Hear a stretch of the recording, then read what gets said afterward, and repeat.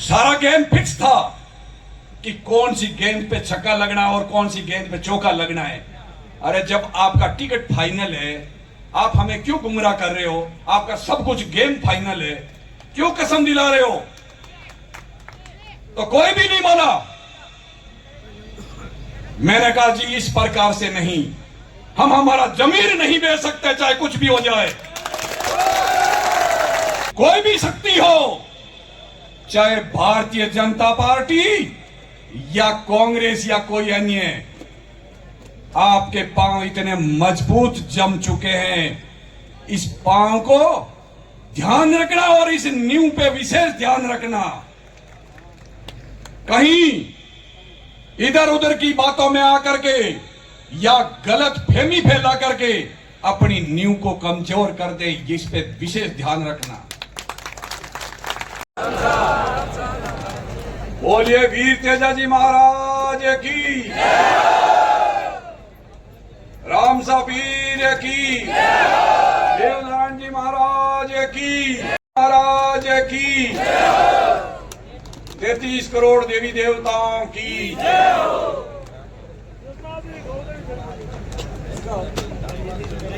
जसनाथ जी महाराज की जय।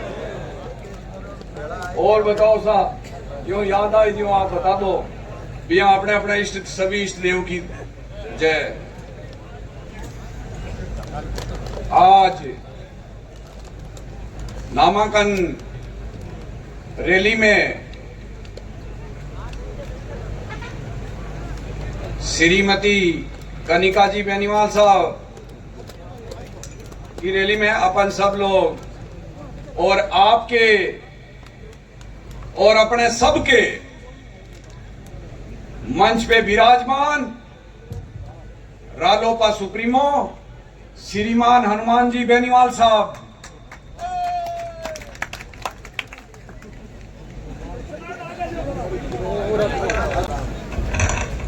और मंच पे विराजमान इंदिरा जी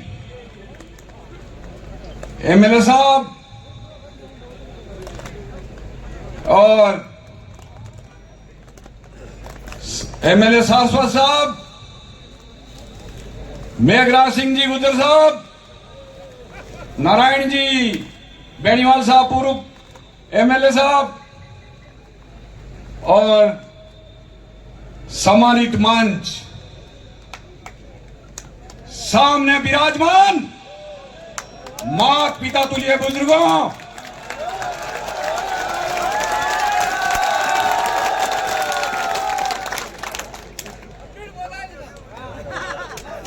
और इसी देश की युवा शक्ति,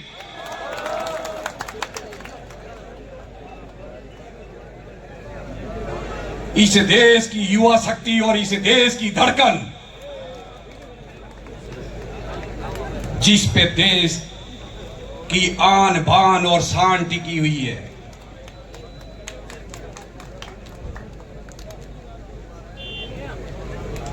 आज इस मंच पे आप सब लोगों का जो मुझे मान सम्मान मिला, इसके लिए मैं आप सब लोगों के 36 कौम के लोगों को बहुत बहुत मैं आपका आभारी हूं। और मुझे बड़ी खुशी है इस बात की कि यहां पे 36 कौम के लोग बड़े भाईचारे के साथ आज जो है एक टारगेट लेके आए हैं और एक उद्देश्य लेके आए हैं। वो क्या कि आने वाली जो 13 तारीख है, उस 13 तारीख को इस खिवसर विधानसभा क्षेत्र से, इस खिवसर विधानसभा क्षेत्र से एक अपने इस एरिया से, अपने राजस्थान के, पूरे हिंदुस्तान के जो जुंजारू नेता है, किसान के नेता है, किसान की बात उठाने वाले नेता है, उनकी बात, उनकी इज्जत रखनी है। और वो इज्जत कौन रखोगे? आप लोग।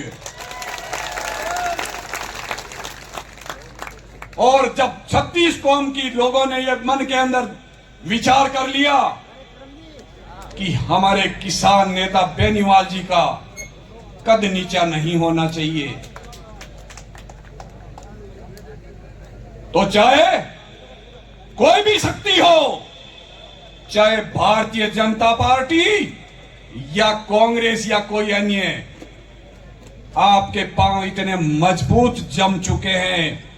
इस पांव को ध्यान रखना और इस नींव पे विशेष ध्यान रखना। कहीं इधर उधर की बातों में आकर के या गलत फहमी फैला करके अपनी नींव को कमजोर कर दे, इस पे विशेष ध्यान रखना।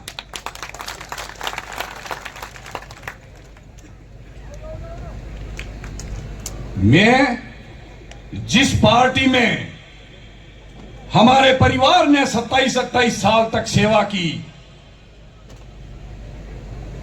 और वो सेवा बिल्कुल अपने तन मन धन से सेवा की। हमारे परिवार ने पार्टी से कभी कुछ नहीं मांगा। आप सब लोगों को पता है कि जब भारतीय जनता पार्टी का यहां कोई बोलबाला नहीं था, कोई झंडा उठाने वाला नहीं था, तब हमारे बड़े भाई साहब स्वर्गीय भंवरराम जी उस झंडे की इज्जत करते और अपनी जेब से खर्चा करते थे। फिर 2003 के अंदर जब गजेंद्र सिंह जी टिकट लेके आए, उसमें सबके घर घर जाकर के उन्होंने वोट मांगे। इतना विरोध होने के बावजूद भी लोगों ने बात पे भरोसा दिलाया और उनको यहां से एमएलए बना करके भेजा। तो वो आप जनता का पावर था और भाई साहब पे आपका भरोसा था, विश्वास था। सीआर साहब के साथ, और अभी तो थोड़े दिन पहले ही आप लोगों ने देखा है, ज्योति जी के लिए मैंने कोई कसर नहीं छोड़ी तन मन धन से सहयोग करने में। और जो टिकट मांगते हैं या जो लाइन में लगे हुए हैं, आप सबको पता है और भारतीय जनता पार्टी वालों को भी पता है कि आप अपने पार्टी के प्रति, आप पार्टी के प्रति कितने वफादार थे। पर यहां कुछ उल्टा है। हमें पहले समझ में नहीं आया, पर मैं आज यह कहना चाहता हूं कि हमने तो वफादारी निभाई और वफादार थे, और जिन्होंने वफादारी नहीं निभाई आज वो बहुत कुछ आगे जाने के लिए है और वो आगे बैठे हैं, कोई दिक्कत नहीं है। पर मैं पार्टी से एक जरूर कहना चाहूंगा, उस पार्टी को आपने क्या समझ लिया कि आप कार्यकर्ता की वैल्यू नहीं समझते हो। और आज में आपके जो है पिछले 12 तारीख को मंदिर में, हनुमान जी के मंदिर में सब बीजेपी के बड़े बड़े लीडर और अपने नागौर जिले के सब नेता लोग इकट्ठे होकर के और पूरी प्लानिंग, और उस पूरी प्लानिंग के अंदर लास्ट में जाके बोलते हैं कि हनुमान जी के मंदिर में बैठे हैं, कसम खाओ।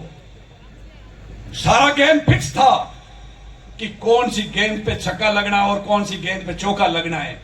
अरे जब आपका टिकट फाइनल है, आप हमें क्यों गुमराह कर रहे हो? आपका सब कुछ गेम फाइनल है, क्यों कसम दिला रहे हो? तो कोई भी नहीं बोला।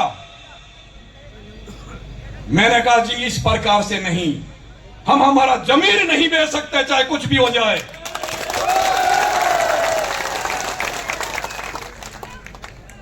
यदि पार्टी इस तरीके का निर्णय लेती है बिना सोचे समझे, बिना कार्यकर्ताओं के पूछे, हम कभी भी साथ में नहीं दे, आपका साथ नहीं देंगे, क्योंकि आपका गेम फिक्स है और इस गेम फिक्स के अंदर हम नहीं पढ़ना चाहते। और बाद में कई बातें होती रही, मैं खुला बोल रहा था, और जो है कई मीडियाओं ने मेरे से पूछा अभी नहीं, आप पिछले कम से कम 4-5 साल से मुझे देख रहे हो, मैं आप लोगों के बीच में हूं। तो यहां एक ही बात पूछी जाती है, वो क्या कि आपका बेनीवाल जी के बारे में क्या बोलना है। क्योंकि मैं भारतीय जनता पार्टी में था तो उनका यह था कि ये उनके लिए क्या बोलते हैं, कितना उनकी क्या है, मतलब उनकी मंशा कुछ और होती है कि ये कुछ बोले। पर मैं इतना, मेरा जमीर नहीं बेच सकता कि जो किसानों का मसीहा है, पार्टी अलग हो सकती है, मत अलग हो सकते हैं, पर मैं ऐसे किसान नेता, झुंझारू नेता, उनके बारे में मैं गलत बोलूं? कौन से दिन रात एक करके अपने जो है रोडों पे पड़े रहते हैं किसान के हित के लिए, युवा पीढ़ी के लिए, अपने हक के लिए, 3600 कौम के लोगों के लिए। और एक बड़ा जो है चारों तरफ हर जगह फैला रखा है कि साहब ये तो एक जाति ये क्या है। ऐसा नहीं है, उन लोगों ने गलत हवा कर रखी है। मैं 36 कौम के लोगों से मेरा हाथ जोड़ के निवेदन है कि आप लोगों को गलत गुमराह कर रहे हैं, ये लोग जो दूसरे जो कर रहे हैं।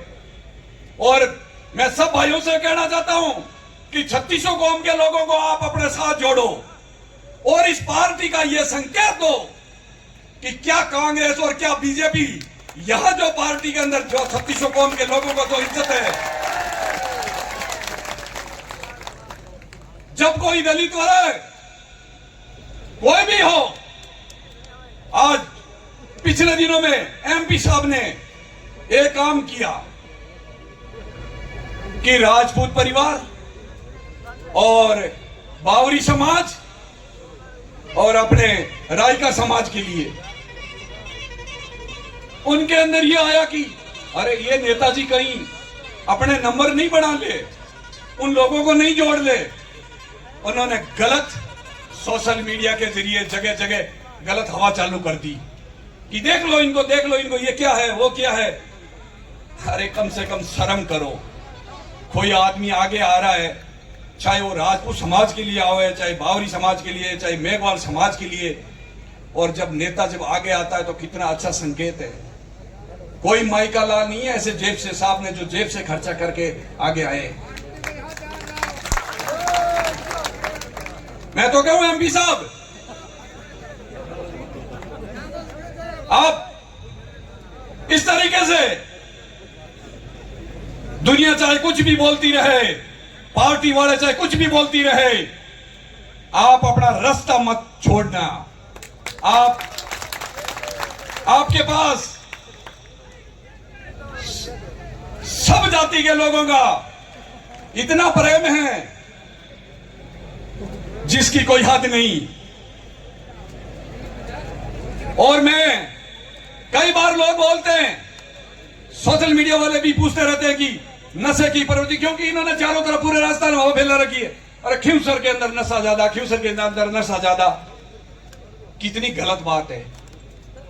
मैं सब लोगों से ये कहता हूं, सोशल मीडिया में आपने कई बार मेरे इंटरव्यू सुने होंगे कि मुझे तो आप, चलो एमपी साहब हनुमान जी को छोड़ो, आप इतने जो और भी लीडर है, कोई लीडर बोलता है क्या अपनी जनता को कि आप नशा करो?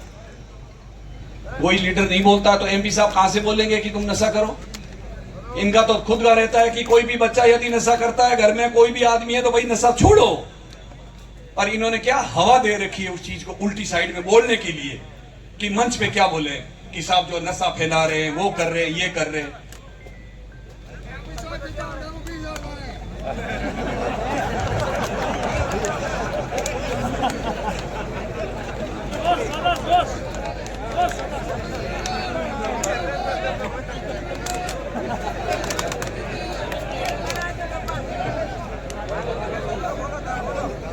और जब आप लोगों ने मन के अंदर एक विचार कर लिया कि हमारी खिवसर विधानसभा क्षेत्र मजबूत रहना है, और वो मजबूत रालोपा के साथ रहना है। आपको कितना अच्छा पार्टी मिली, रालोपा, राष्ट्रीय लोकदल पार्टी यानी जो राष्ट्र का निर्माण करता है।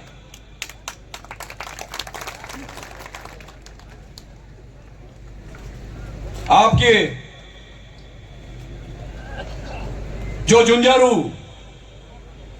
लीडर हैं, उन्होंने न कभी दिन देखा है न कभी रात।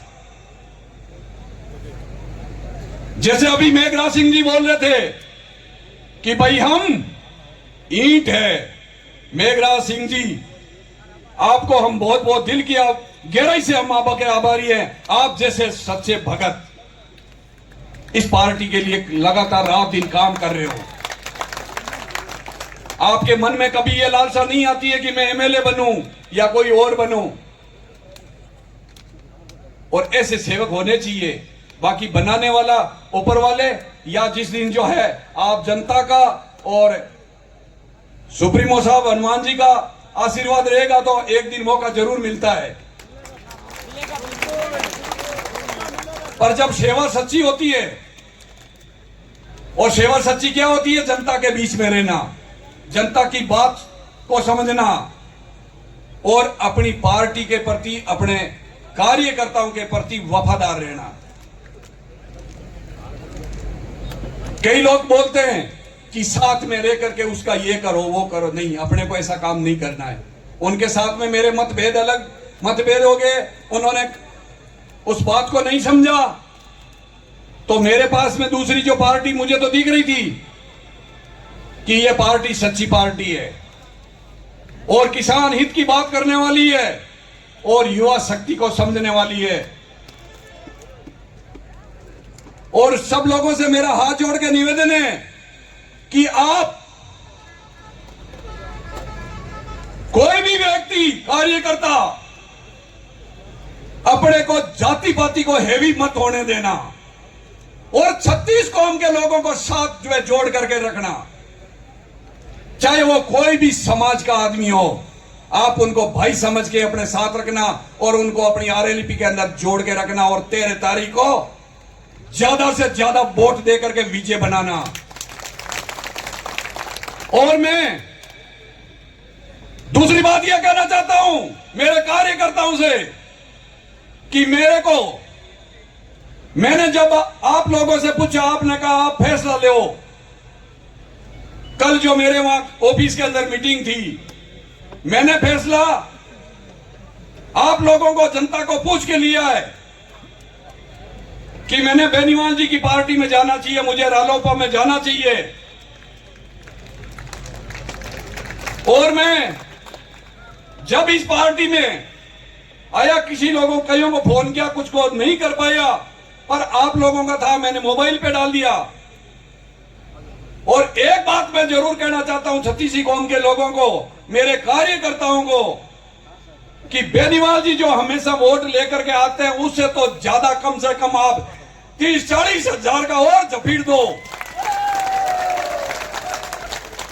और कम से कम 1.5 लाख वोट दो इस विधानसभा क्षेत्र से। तब बात का मजा है, तब हमें लगेगा कि हम वास्तव में सारे कार्यकर्ता और जो है सच्चे भगत हैं। और इसमें यदि कहीं कोताही हो गई तो मैं आप सब लोगों को कहना चाहता हूं, 36 कौम के लोगों को जिनसे मेरा स्पेशल प्रेम है, मैं मेरे दिल की बात बोलता हूं कि मेरी बेइज्जती हो जाएगी। आप लोगों के ये इज्जत रखना आप लोगों के हाथ में है।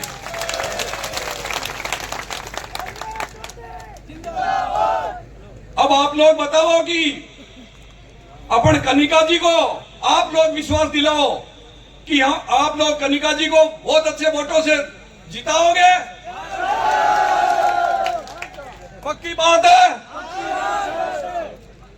तो अब आप लोगों का विश्वास बना रहना चाहिए। आप घर घर जाकर के और हर घर जाकर के आप बूथ पे, हर घर, हर घड़ी, हर मोहल्ले में जाकर के एक ही बात बोलनी है कि अपने को 13 तारीख को ज्यादा से ज्यादा जो है वोट रालोपा में डालवाना है, बोतल के निशान पे डलवाना है, क्योंकि बोतल में बहुत बड़ा दम है। कोई इधर उधर घूमते हैं ना, तो उसको लेकर के बोतल में डाल के ऊपर से ढक्कन बंद कर दो, साले अंदर फड़फड़ाते रहेंगे, कुछ नहीं होगा। और जब ऊपर से ढक्कन बंद हो जाता है तो अंदर पड़े पड़े घायल या फिर मारी जाता है। तो वो काम करके दिखाना आप। तो अपनी पार्टी कमजोर नहीं होनी चाहिए। आपका जो दिग्गज नेता है उनकी पावर खत्म नहीं होनी चाहिए। ये आपके हाथ में है। और जनता जो करती है, जनता राजा बना सकती है, राजा को फकीर बना सकती है। फैसला आपके हाथ में है। 13 तारीख को आप ज्यादा से ज्यादा जो है बोतल के निशान पे वोट दे करके आप विजय बनाएं। और इतना ही मैं कह करके मैं मेरी वाणी को विराम देना चाहता हूं। जय हिंद।